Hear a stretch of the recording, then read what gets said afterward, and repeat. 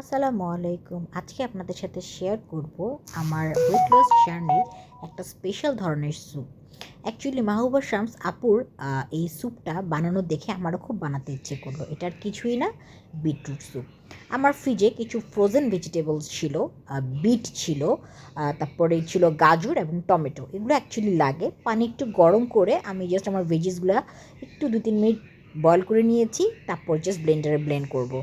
আর এই যে দেখা যাচ্ছে আমার কী কী উপকরণ লাগবে খুবই কয়েকটা জিনিস, অল্প উপকরণ: গোলমরিচ, রসুনের গুঁড়ো, লবণ। আর আপনি একটু কাঁচামরিচ দিয়ে চাইলে একটু অ্যাড করতে পারেন। ফার্স্টে পাত্রটা গরম করে নেব, একটু বেশি করে বাটার এখন একটু দিব, আর একটু বাটার রেখে দিব লাস্টের দিকে তারে দেওয়ার জন্য। তারপরে যখন বাটারটা একটু পরিমাণ মেল্ট হবে, তখনই আমরা দিয়ে দেবো একটু বেশি করে রসুন কুচি। আপনি এখানে চাইলে ফ্রেশ গার্লিক, চপ গার্লিকটা ব্যবহার করতে পারেন, তবে আমার এখানে রসুনটা আগে থেকে পাউডার করা ছিল, সেটা একটু দিলাম। এটার যে অ্যারোমা সেটা আমার খুবই ভালো লাগে, এবং রসুনটা অ্যাকচুয়ালি আমার খুবই পছন্দ। ঘরে তৈরি রসুনের গুঁড়া না পাইলে আপনারা সুপার শপেও পাবেন। তারপরে এই যে ব্লেন্ড করে রাখা টমেটো, বিট আর এই গাজরটা, এই টমেটো আর গাজরটা দিলে আসলে স্যুপের টেস্টটা ভালো আসে। আর টমেটোটা একটু বেশি দেওয়া যেতে পারে, তাহলে টকটক ভাবটা একটু ভাল লাগে। তারপর একটু যে পানিটা দিয়ে আমরা ভেজিটেবল স্টক ছিল সেটা একটু দিয়ে দিব, দিয়ে একটু নাড়াচাড়া করব।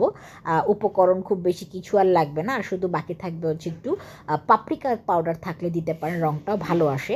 যেহেতু ফ্রোজেন ভেজিটেবল ছিল, কালারটা তুলনামূলক একটু ফেড হয়ে গিয়েছে।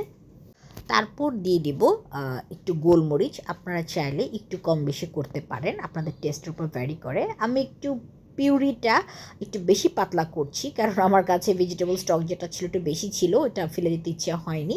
আমি নামানোর আগে দিয়ে আবারও একটু পরিমাণ বাটার এবং একটু পরিমাণ দিয়েছিলাম রসুনের গুঁড়ো। আপনারা চাইলে একটু কর্নফ্লাওয়ার দিয়ে ঠিক করতে পারেন। তারপর গরম গরম স্যুপটাকে আমরা পরিবেশন করব।